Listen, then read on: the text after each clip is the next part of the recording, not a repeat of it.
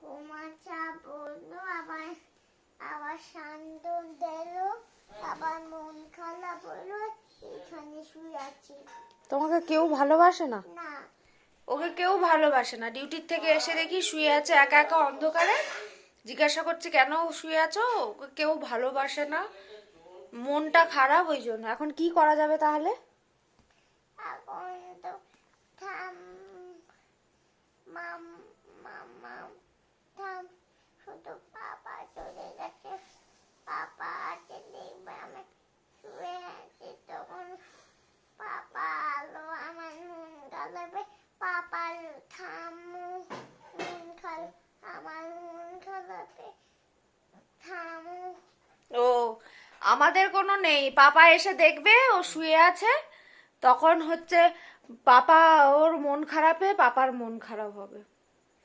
ওটা কিন্তু লাগিয়ে যাবে মিমি, পিছনের ওটা একটু পটায়, তোর মোবাইলটা দিয়ে দে, এটা একটু লুকায় রাখ বেলটা।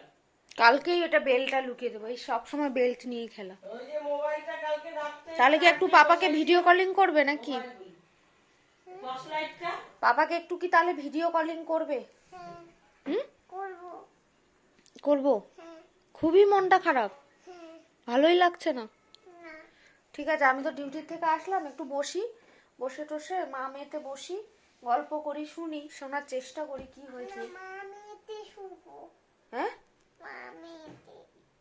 মা মেয়েতে। আসলে অনেকক্ষণ বসে আছে, হলো ঘুমে ইয়ে পাইছে, এটাই হলো আসল কথা।